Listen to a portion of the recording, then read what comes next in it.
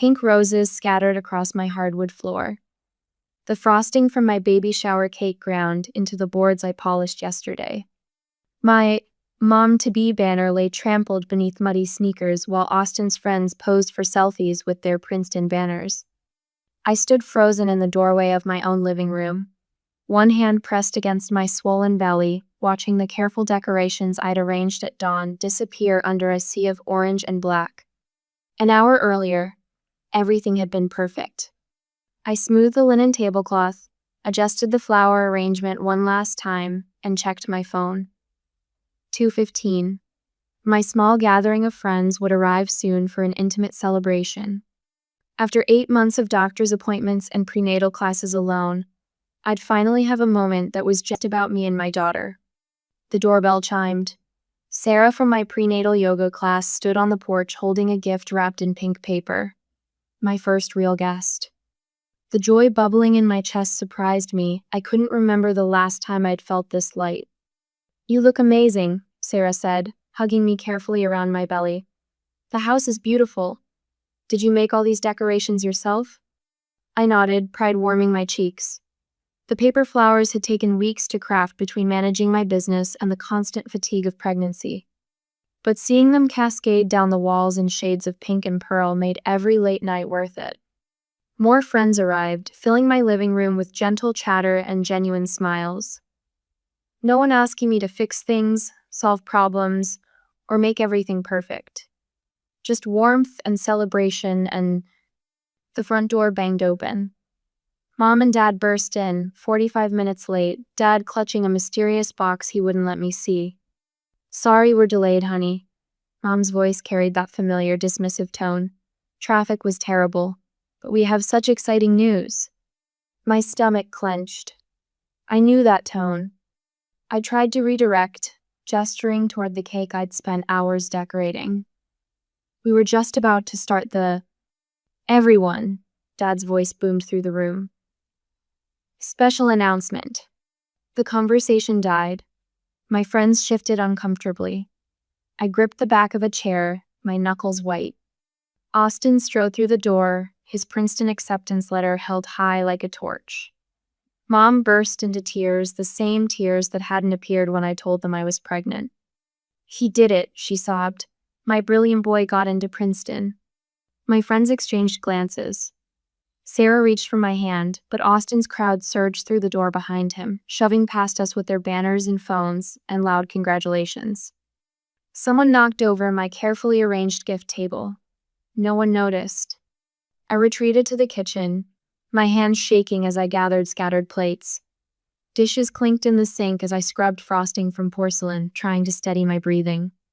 A friend I couldn't remember touched my shoulder. Are you okay?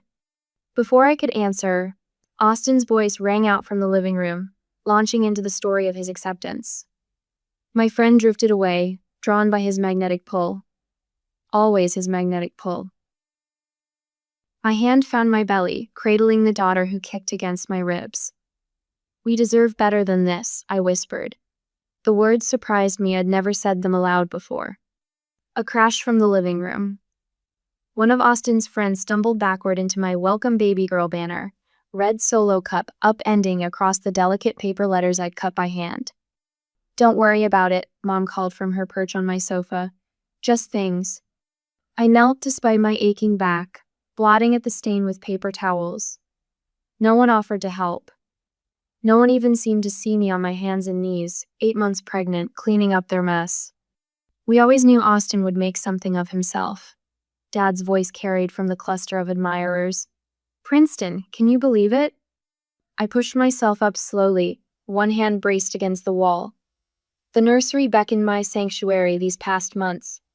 I slipped away while they celebrated, closing the door behind me. The afternoon sun filtered through gauzy curtains, casting gentle shadows across the crib I'd assembled alone. The same day I'd built it, I'd had my 20-week ultrasound. Mom and Dad had been too busy touring colleges with Austin to come. I sank into the rocking chair, my grandmother's letter tucked in the cushion where I'd hidden it months ago. Her spidery handwriting spoke across the years. My dearest Colleen, There comes a time when protecting what matters means standing up to those who never thought you would. Laughter erupted from my hijacked celebration. But this time, instead of shrinking from the sound, I felt something crystallize inside me, a clarity I'd never known. The choice stretched before me like a forked path. Would I continue to clean up their messes, to make myself smaller so they could shine? Or would I finally stand up for myself, for my daughter? Tomorrow would be different. But how far would I go? I pressed my palm against the wall of my nursery, feeling the solid reality of this house I'd bought with my own money, this life I'd built despite them. My daughter kicked again, stronger this time. And I knew I would go as far as I had to. I didn't. I'd even go back to this new party, the college entrance celebration, but remained in that closed room until the last of the guests went home and went to sleep. I had a plan in my mind, and from tomorrow morning, I was resolute to achieve this new goal I have set. But why I don't know today, I will encounter tomorrow, as my family has another weapon to use. The morning sun glinted off shattered glass in my kitchen sink. Princeton brochures fanned across my counter, their glossy pages stuck together with dried cake frosting. My fingertips traced the edges of acceptance letters and campus maps, each one a testament to yesterday's coup of my baby shower. A receipt fluttered from between view books showing idyllic stone buildings. The paper crinkled as I smoothed it flat. Application fees, campus visit expenses, testing costs all charged to a credit card I didn't recognize. My credit card. My hand trembled as I pulled open my desk drawer. Bank statements spilled out, their neat organization destroyed. Red ink circled withdrawal after withdrawal. My mother's curving signature redirecting funds from my business account to her personal shopping. An old mason jar rolled against my fingers, hidden beneath tax forms. Inside, a yellowed receipt from 6 years ago.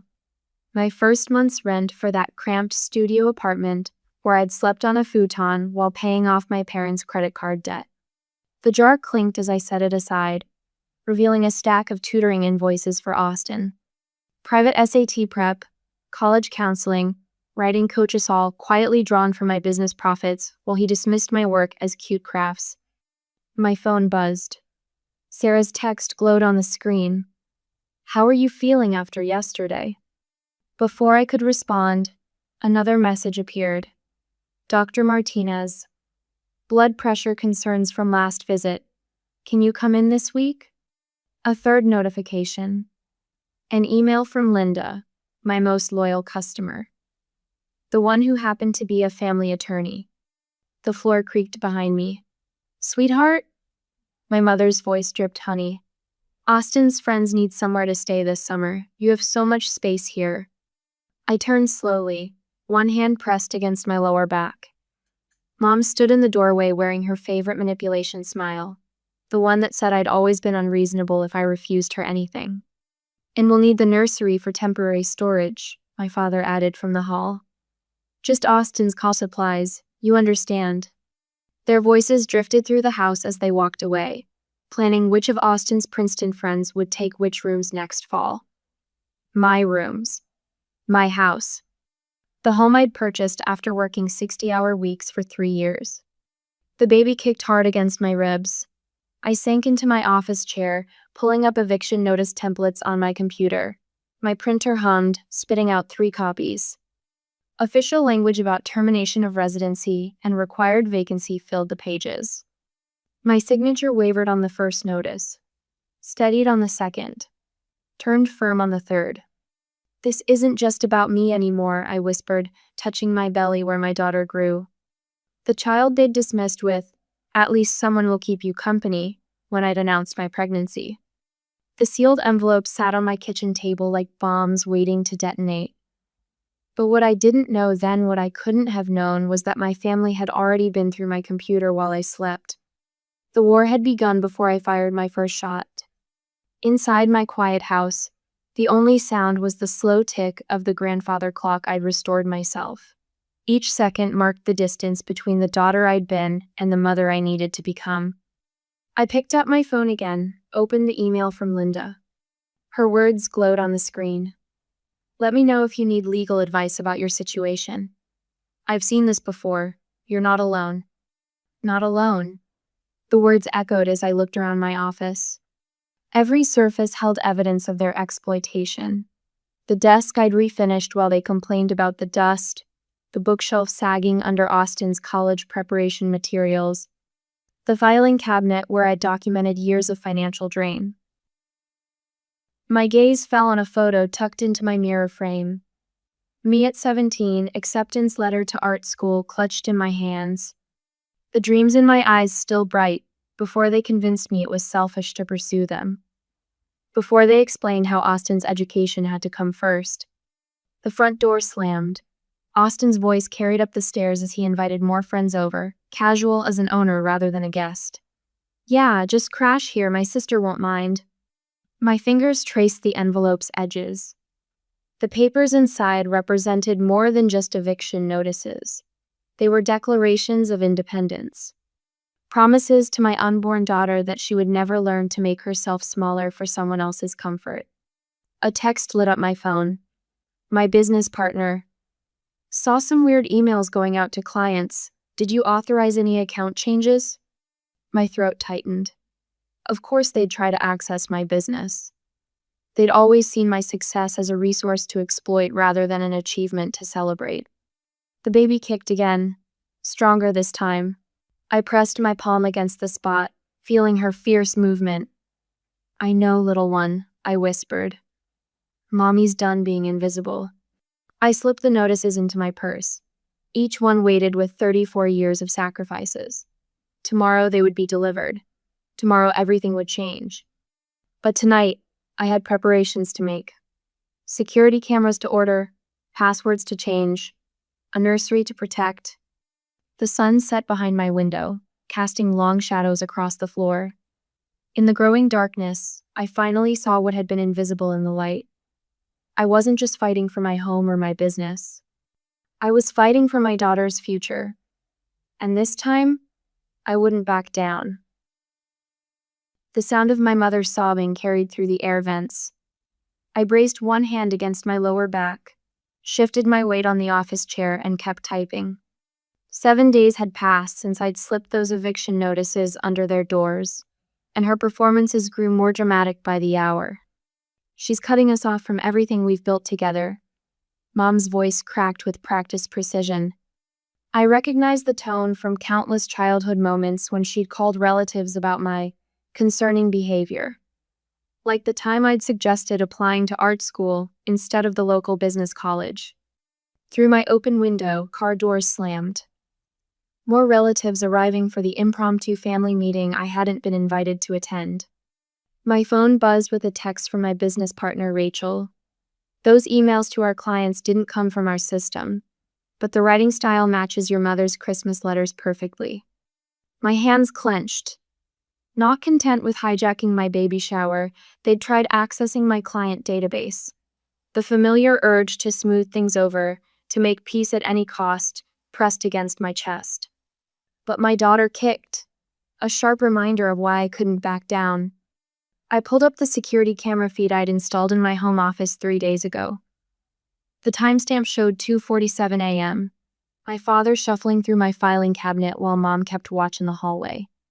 Their whispered conversation crystal clear through the microphone. Find anything about the business accounts?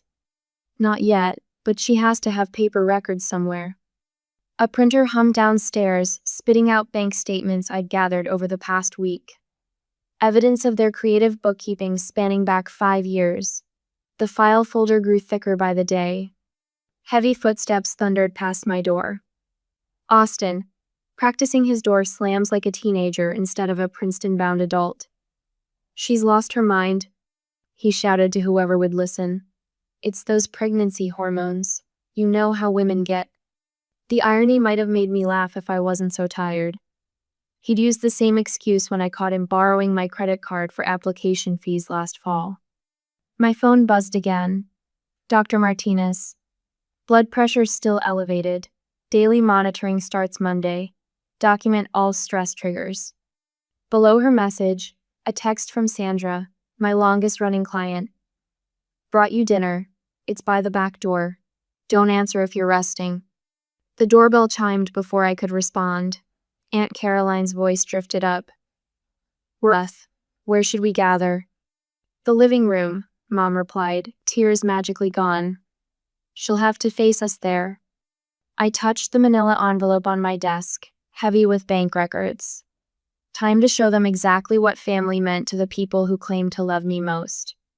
My bones ached as I pushed myself up, back protesting 8 months of extra weight. The hallway stretched like a gauntlet between my office and the ambush waiting below. The folder pressed against my chest, a shield of paper and ink. They fell silent when I appeared in the doorway. 12 faces turned toward me, expressions ranging from concern to confusion to outright hostility. Mom perched on the edge of my sofa, tissue crushed in her manicured hands. "Oh, sweetheart," her voice wavered. "We're so worried about you. Throwing your family out on the street? This isn't like you at all." I stepped into the room. "You're right, it's not like me, that's exactly the problem." "Now, Colleen." Dad shifted into his reasonable voice, the one he used when explaining why my business account had mysterious withdrawals. "We know you're under a lot of stress. Pregnancy does strange things to a woman's mind. We're here to help you think clearly." Austin lounged against the wall, arms crossed. "Yeah, sis. What happened to family loyalty?" The words struck like physical blows, each one designed to make me doubt myself. How many times had they used my own conscience against me? I moved to the coffee table, set down my folder. The room held its breath. "Let me show you what family loyalty looks like." My voice came out steady as I spread papers across the polished wood. Credit card statements. Mom using my business account for shopping sprees at Nordstrom. Bank transfers Dad authorized without my knowledge.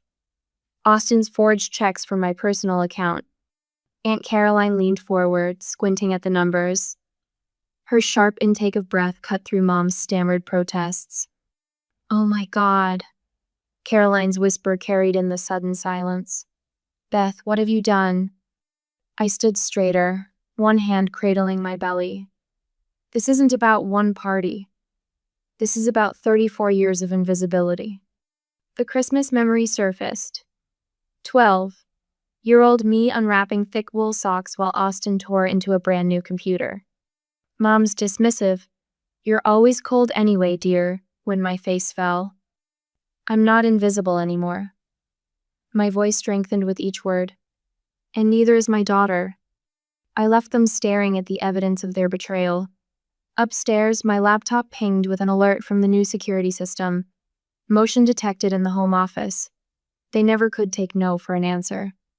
But what my family didn't realize as they plotted in the kitchen that night was that I had already anticipated their next move. The email to my business clients wasn't the worst betrayal they'd attempted, but the evidence of what they'd done next was already safely in my lawyer's hands. They thought pregnancy made me weak. They were about to learn it had made me fierce instead. With the accusations and evidence, that gathering was over, and in the following 2 weeks I was busy collecting more evidence and predicting their next moves to defend myself and my daughter. My fingers hovered over the keyboard as the clock struck midnight. 14 days since I'd handed them the eviction notices. The soft glow of my laptop screen illuminated the dark kitchen while Claire kicked against my ribs, as if encouraging me forward. I typed in the new master password for my business accounts, something they'd never guess, Claire 2024. The irony made me smile as I pictured Mom's frustration when her usual password recovery tricks failed. The doorbell camera arrived yesterday in a plain brown box. I'd waited until they left for Austin's college counseling appointment to install it, my swollen fingers struggling with the tiny screws. Now its quiet eye watched the front porch, catching every visitor who might later claim they never got the notice. Sarah from prenatal yoga helped me pack an emergency bag. It sat in my car trunk, ready if they escalated beyond what I could handle. "Just in case," she'd said, squeezing my hand. "Though from what I've seen, you're 3 steps ahead of them already." The bank manager's expression had hardened when I showed her the unauthorized transfers. "Mrs. Grant," she'd said, using Mom's preferred title. Accessed your business account 6 times last month. She'd pulled up the security footage without my asking. We'll flag any future attempts. A door creaked upstairs. I closed my laptop, sliding it into its hiding spot behind the cookbooks. Mom's footsteps paused at the top of the stairs. I just don't understand, her voice carried down, thick with tears. After everything we've sacrificed for her. Mrs. Peterson next door had stopped bringing Mom her usual morning coffee. The weekly garden club meeting had accidentally been rescheduled without notice. Mom's phone calls for sympathy now went straight to voicemail. The security system chimed softly as Dad tried to access my office computer remotely. The alert popped up on my phone. Unauthorized login attempt from network printer. He'd always thought he was cleverer than he was. This is ridiculous, Austin's voice boomed through the house last night, making me jump. I have to live here, my Princeton friends are counting on it. The neighbors' porch lights had flicked on one by one. Through the new doorbell camera, I watched Mrs. Peterson step onto her front lawn in her robe, phone raised to record his outburst. Your sister's just being hormonal, Mom had stage whispered, too loud to be private. We'll handle it like we always do. But their usual tactics weren't working anymore. The building inspector had traced their anonymous complaint back to Dad's laptop. The church gossip they tried to spread came back to Pastor Mike, who spent an hour in my kitchen drinking tea and studying my calm responses to their provocations. Mental instability, Mom had whispered to the church ladies after Sunday service. But they'd seen me every week, watched me grow my business, noticed how I maintained my home while the rest of my family treated it like a hotel. Such a shame, Mrs. Peterson told her garden club friends, loud enough to carry through my open window. The way they've taken advantage, and her condition. My business partner documented every threatening email they sent to our clients. My doctor added notes about their impact on my blood pressure. The local police did routine wellness checks, marking down each time Austin slammed doors or Dad made veiled threats about my fitness as a mother. 21 days in, their social circle crumbled. Mom's tears didn't move people like they used to. Dad's country club membership lapsed due to incomplete payment. Austin's Princeton contacts started asking questions about his living situation. The arguments leaked through their bedroom walls each night, getting louder as their options dwindled. Dad's resignation letter from the country club board landed in my mailbox by mistake.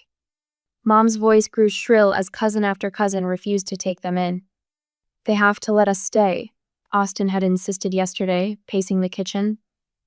Where else would we go? I touched my belly, feeling Claire's steady movements.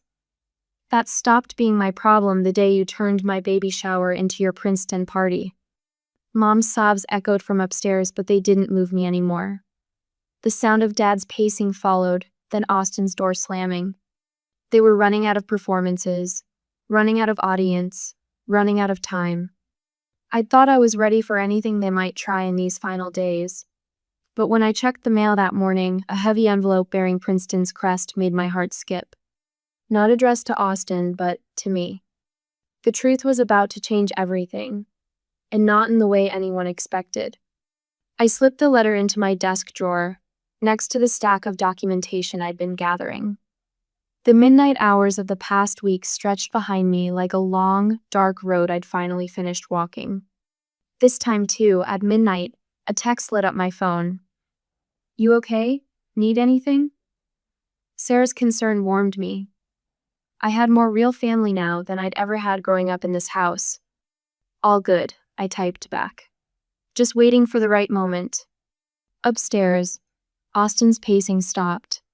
In the sudden silence, I heard Mom whisper, "What if she actually goes through with it?" I rested my hand on my belly, feeling Claire's answering kick. We both knew the truth. I already had. In the following days, small boxes cluttered the hallway outside my bedroom door. A handmade quilt, folded with precision. A photo album from my childhood. Austin's worn baseball glove from Little League. Silent offerings left while I slept, each item weighted with unspoken pleas. I nudged the boxes aside with my foot. 27 days since serving the eviction notice. 3 more until they had to leave. Colleen? My mother's voice drifted from the kitchen, softer than usual. I made your favorite pancakes. The scent of cinnamon and butter filled the air, a peace offering served on china plates.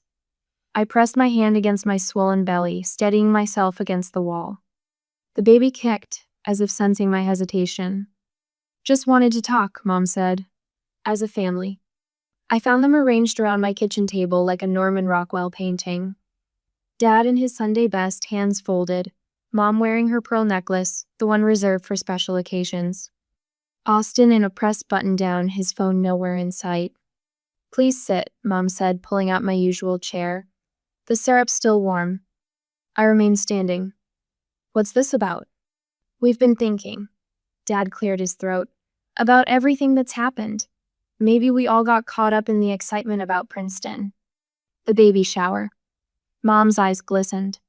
We should have celebrated your special day. Austin stared at his plate. I'm sorry about my friends, the mess they made. Pretty words. Rehearsed contrition. But something in Austin's voice caught my attention, a tremor of genuine fear. I want to be a good uncle, he continued. When the baby comes. The doorbell cut through his practiced speech. A quick series of chimes followed by pounding. Miss Grant? A man's voice called through the door. Princeton Office of Admissions. The blood drained from Austin's face. Mom's fork clattered against china. I opened the door to find a man in a charcoal suit, manila envelope in hand. Miss Grant? I'm Thomas Weber, Assistant Dean of Admissions. We've been trying to reach Austin Grant. Dad appeared behind me. I'm Austin's father. Is there a problem? Mr. Weber's expression remained neutral. We need to discuss some irregularities in Austin's application materials. The envelope contained a single sheet of letterhead.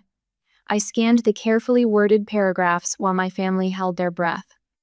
Scholarship revoked. My voice carried through the silent house. Due to falsified community service hours and forged recommendation letters. Mom sank into a chair. Dad's jaw clenched. But that's impossible, Austin protested. Those hours were real. Dad signed.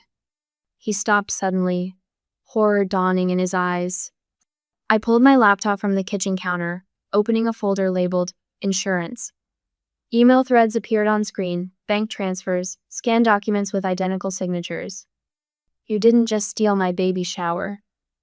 The words emerged calm, precise. You've been stealing my life. Now wait a minute. Dad's voice rose. We gave you life. You owe us everything. If you loved us, you wouldn't do this. Mom's tears flowed freely now. After everything we've sacrificed. Love doesn't take. I touched my belly, feeling my daughter's steady kicks. It builds. Austin slumped forward, elbows on the table. They made me do it, said we needed a success story for the family. Contest the house ownership. Dad jabbed his finger toward me. We've lived here, contributed. Contributed? I clicked through bank statements. You mean the money you took from my business account for application fees? The credit cards opened in my name? We just thought. Mom's voice cracked. We just thought you'd always take care of us. The morning light streamed through my kitchen windows, illuminating dust motes and tired faces. My family sat before me, masks finally stripped away. And who was supposed to take care of me? Silence filled the room. Even the baby stilled, as if holding her breath. 3 days. I gathered the Princeton letter and my laptop. You have 3 days to leave.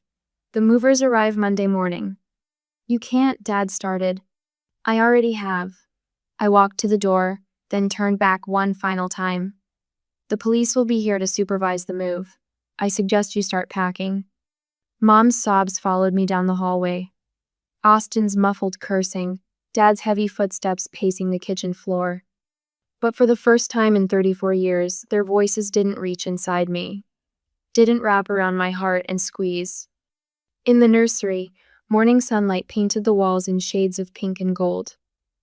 I sank into the rocking chair, one hand resting on my belly. It's just us now, little one, My whisper carried a lifetime of certainty. And that's exactly enough. Behind me, drawers slammed in the guest room. Closet doors banged open and shut, the sounds of a family imploding. But in this room, in this moment, I felt only peace. We'd survived the worst storm. Whatever came next, we'd weather it together. Mother and daughter, building something new from the ashes of what burned away. 4 years later, the morning sun spilled through spotless windows, catching the sparkle of Claire's craft glitter scattered across my kitchen table. My 4-year-old daughter bent over her latest masterpiece, tongue poking out in concentration as she pressed another sequin into place. "Look, Mommy." She held up a birthday crown fashioned from construction paper and pure imagination. "For my party." I touched the careful rows of gems she'd arranged in a pattern only she understood. 4 years ago, I would have straightened them, trying to impose order on her creativity the way my mother had always done to mine. Now I simply smiled. "It's perfect exactly how you made it." The doorbell chimed. Sarah from my old prenatal yoga class, now my chief operations officer, walked in, carrying streamers in Claire's chosen colors, purple and silver. My breath caught for a moment at the memory of pink roses ground into hardwood, but the feeling passed like a leaf on the wind. "The decorating crew has arrived," Sarah announced, setting down her bags. Behind her, 3 more friends filed in with supplies. The same living room that had once witnessed my baby shower now hummed with genuine warmth and laughter. "I help too." Claire scrambled down from her chair, leaving a trail of glitter in her wake. She tugged at my hand. "Show them my special job." I led the group to our craft room, once my home office. The walls displayed framed magazine features about hearth and hand designs, now a nationwide brand. But pride of place belonged to Claire's artwork gallery, refreshed weekly with her latest creations. "Claire designed all the place cards for today," I explained, watching my daughter carefully distribute paper hearts she'd painted herself. "She picked everyone's colors. Purple for Mama because it's strong," Claire informed them seriously, "and silver for Dr. Amy because she makes people better." My old obstetrician, now just Amy, would arrive later as a guest, not a medical professional. The family attorney who'd handled the eviction had become Uncle James, expert tickle monster and tea party participant. Back in the kitchen, I found an envelope propped against the coffee maker. Another letter from the young mother in Seattle who'd read about my foundation in Parents magazine. The organization had started small, just me sharing business advice with other women leaving toxic situations. Now we had chapters in 12 cities. "Mama, can I put the sparkles on the cake?" Claire's voice pulled me back to the present. She stood on her step stool, eyeing the 3-tiered creation I'd baked yesterday. "Of course, baby." I steadied her as she carefully placed sugar crystals around the edges. Her small hands moved with more confidence than mine had shown at 30. The afternoon filled with the happy chaos of a 5-year-old's birthday party. Claire led her guests in an impromptu dance performance. My business partner's son shared his juice box without prompting. The attorney's daughter showed off her missing front tooth.